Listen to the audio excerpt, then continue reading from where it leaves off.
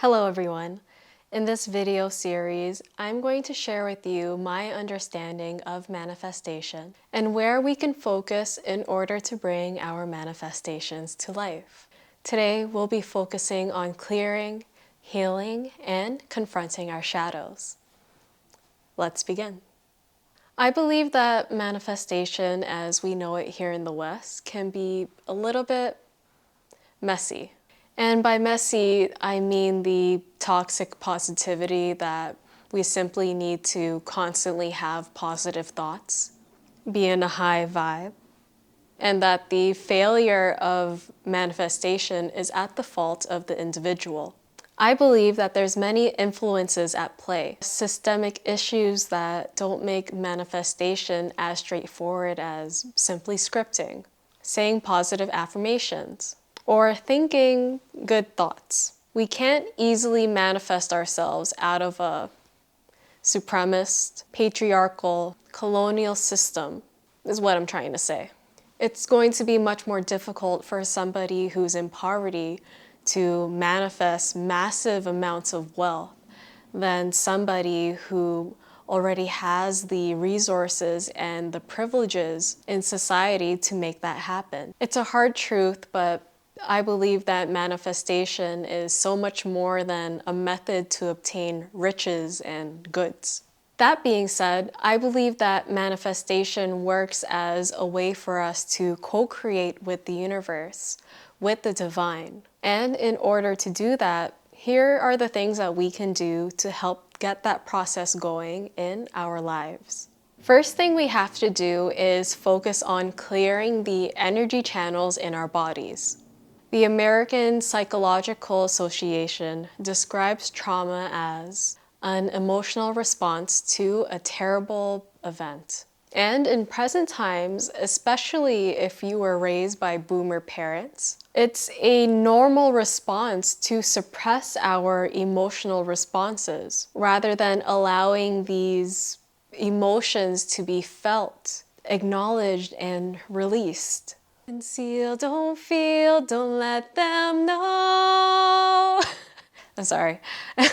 However, when we avoid these charged emotions, they will get stored in our body. Our body and our minds are these complex machines, connected and intertwined by our nervous system. For example, when we get into fight or flight, our bodies may shake afterwards as a method of self-regulation to get rid of that fear response. When we avoid our natural responses of regulation, this is where we can get into a state, our minds and our bodies can get into a state of dysregulation. And unfortunately, this process of clearing our minds and our bodies from these traumatic responses is a very long and it's a very difficult process, especially if these emotional traumatic events run deep, like from our childhood. These traumatic events become deeply rooted in our systems. And the process of uncovering these roots can cause upheaval in our lives. For example, you can look at a garden. If you have a garden and there's an invasive plant there, you're going to need to remove it from its roots. But these roots may be really deep into the ground, so it's going to take a lot of time, a lot of digging to get to it. These roots can also get intertwined with the other plants that are growing in your garden. And these are plants that you might want to have there. And that means you're going to have to uproot those plants as well, because they are growing in a foundation that you do not want to keep. If you keep those plants there, then those invasive plants that you do not want is probably going to return. And so you uproot, you take them out of the garden. But by doing so, you are left with not a garden, but just a pile of dirt. That invasive plant might be gone, but so is everything else. You have to start over and replant the seeds of the plants that you do want in your garden. And then you have to take care and watch them carefully as they grow into saplings. just in case there was a little bit of root that you might have missed from that invasive plant. If you're not careful with your maintenance, then those invasive plants may start to grow again. And this is why this is the most difficult part of this process, in my opinion. And I also believe that this is going to be an ongoing, continuous process that we are going to need to do. We have to catch our triggers before we get into another charged emotional response, so that we can learn to shift and then change our responses. We are works in processes, so having a support system and or a therapist is extremely beneficial during this time. They can help you process as well as come up with new systems for your responses so that you don't have to figure it out on your own. Now, how do we clear this energy, these energy channels from the stored up trauma? There are a number of somatic practices that you can try. Personally, I enjoy my yoga asana practice to help release any tension. I also incorporate self-massage during my practice to help further release any tension that I feel in my body. Shaking the body, dancing, especially booty shaking, can be extremely healing as well. I've also seen tapping work for some people. So explore. If you've ever heard people say that going to the gym is their form of therapy, this is why. So explore and see what types of movements work for you. Breathwork practices can also aid in this process. So just remember that this clearing process is a long-term thing. It will require you to continue the practice to maintain your results. This is how we prepare our bodies or our vessels in order to handle the energy of our manifestations. Next is the part where we shift and we become the manifestation itself. This is where you'll hear people talk about shifting their vibration or raising their vibration up to match that of their manifestation. Now, to do this, I believe that we need clarity. We need clarity on what exactly do we want to bring in. But sometimes what we want at the very moment might not be aligned with our greater purpose within the universe. Maybe sometimes we may not yet be aligned with how we want to behave in this world. I believe in divine timing, and sometimes maybe right now isn't the best time that you are manifesting that dream car or that luxury apartment. Maybe you have to do some personal development first. So I believe that whatever is showing up for you right now is what you're meant to experience. There's a lesson here, somewhere. And that's not to dismiss abusive situations or to victim blame people who are in unfavorable conditions right now.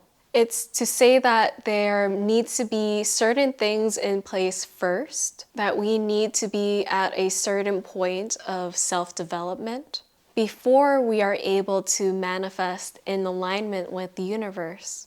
So maybe instead of a luxury apartment, it's a time where you need to focus on safety first. For example, I experienced this myself where I continuously attracted people in my life who were very controlling and emotionally abusive. And to come back to that first point, I believe that this kept happening because of deep roots from my own childhood. And within the process of healing this, I had to learn about boundaries. I had to learn to stop blaming myself and stop taking on the responsibility of other people's behaviors. I had to build a support system instead of allowing myself to self-isolate.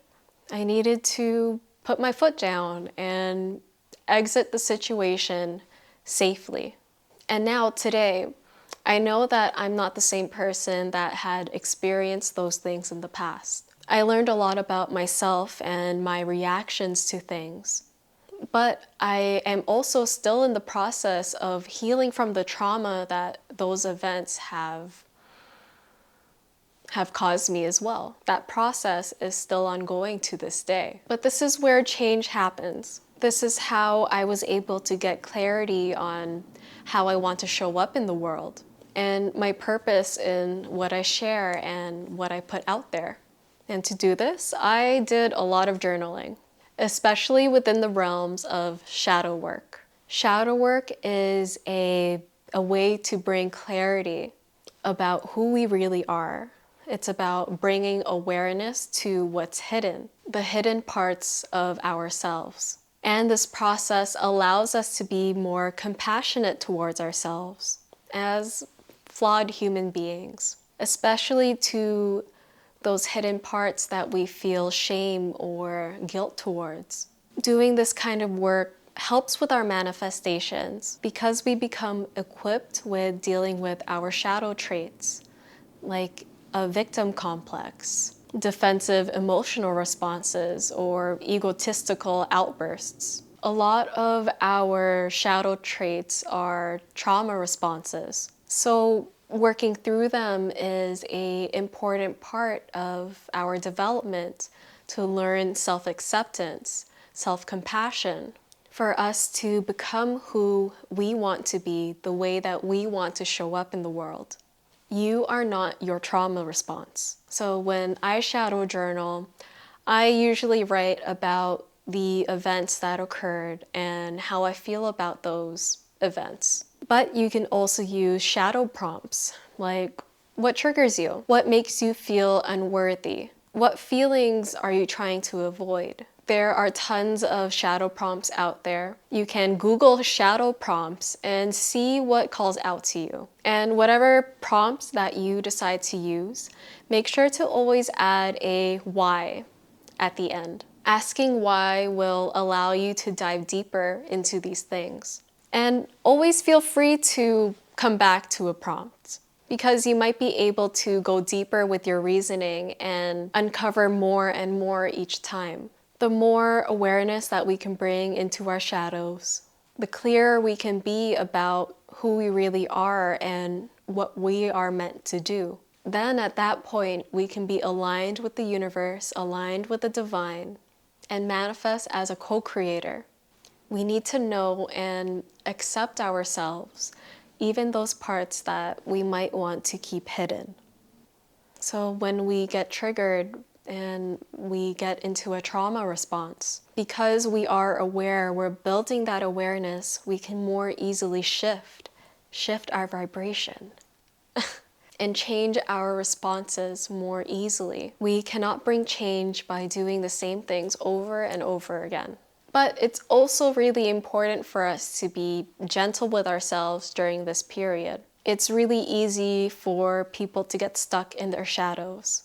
So remember to take breaks from this practice whenever you need to.